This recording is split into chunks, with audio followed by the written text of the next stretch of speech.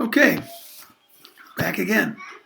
And we're where you always wanted to be, way back on the 19th of September. You're now going to be starting into that final module that pulls everything together. And I will tell you, if you've been doing a very good job with what you've submitted both in the discussion board as well as in the assignments of the first four modules. So if you have kept all that together, as I told you to in several announcements I sent you, your final paper is not going to be a challenge. All you will have to do is a nice job of synthesizing what you already have. And I always enjoy that because I love reading about syntheses that people do because it shows whether you really have a grasp. And as I told you at the start of this, I'm going to tell you again. Whether you go into the doctoral program with Morgan or you go somewhere else, please keep your textbook. That will save you countless hours of bibliographic research because the book has everything from the start of the new century down to about probably 2010. So as far as I can tell, that's going to save you hours. So let's move on. If you look at page 297, that's where this section of the book begins. And at the very end of Dr. Kezar's statement about what she wants out of this module, I'd like you to read that particular quote because it's essentially telling you what to expect as you start to do the synthesis work that you're starting now. She was rather prescient in saying that. I don't think she had any idea we were going to do this, but it works well. So think about that. Then you'll be able to move forward. Birnbaum's article, he's trying to establish for you a macro conceptual framework. And frankly, we don't want you can have one of those, but you don't want one for this course. You want to stay with one that focuses heavily on the community college. And as I told you, the work that Kezar did in the previous module gives you pretty much what you need to build your own synthesis. Okay, but Umbach et al. Address the challenges that we're going to face as we enter the third decade of the 21st century. And if you go back to the very first module, when you were assigned to read those top 10, I believe, issues from the American Association of Colleges and Universities. That's one thing.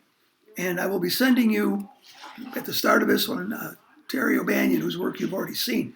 He has 13. Why he didn't pick 10 or 12 or whatever, I don't know. He picked 13 issues he thinks are important. What Umbach has done is to state what he saw when he wrote the article. And the most interesting thing about it is that there isn't a great deal of difference. He saw coming pretty well what has occurred in the last, about the last 8 years. And we'll see what you think of what O'Banion does. And you'll be able to use that O'Banion article in your final synthesis paper if you choose to. Okay, the political aspects of the future are pretty well addressed. This particular unit in the text does an awful lot with charts and graphs, and I like that because it's a way to organize well the material you already have.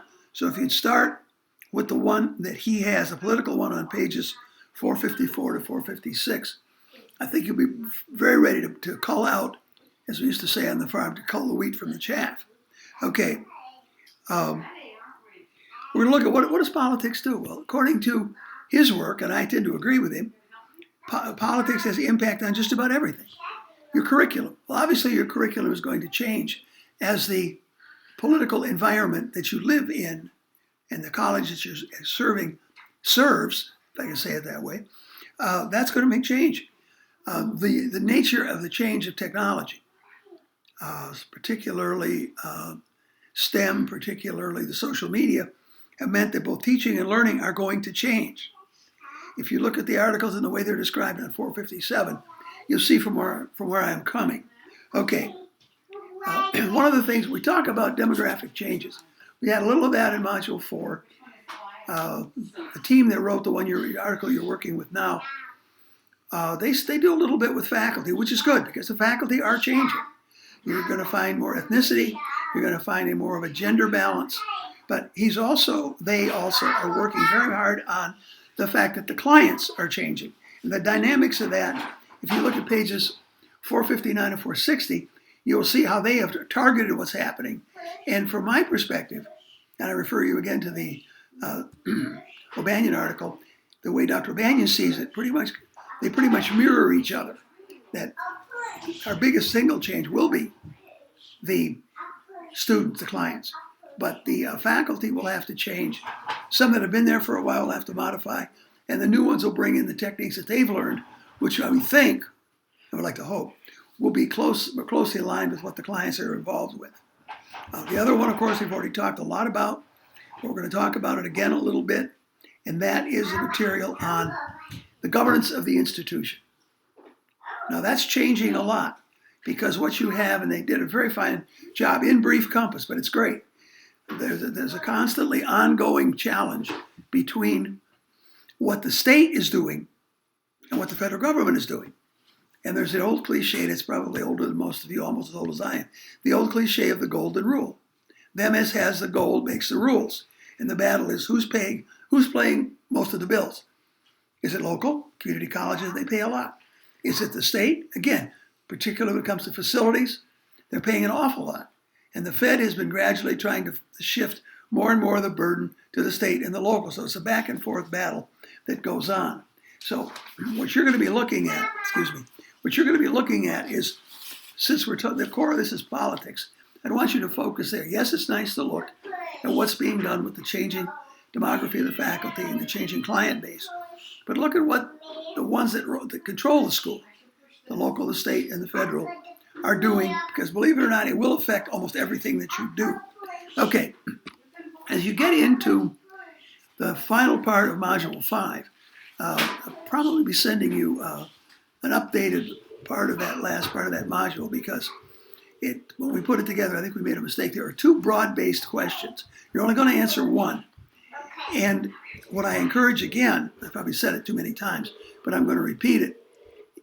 You should look at all of your previous writing, regardless of which of those you choose. It's going to be what you've done before will help you put this all together. So if you take the stuff of Module 4, the design of the two places I told you to look at Module 5, and the O'Banion article, you can't go wrong. I think you will find that whichever of the two questions you answer, you will be dealing with stuff where the challenge will be to put it at a higher order of cognitive research, of cognitive applications, better way to say that. And what we're talking about is critical thinking. So, by the time you see this, you'll be entering to your last paper. You'll have about 4 wonderful days to get it done. And you can take a deep breath and start into the final 5-week of the course. It's been a great pleasure working with you, and I look forward to working with you in another context later. Thank you.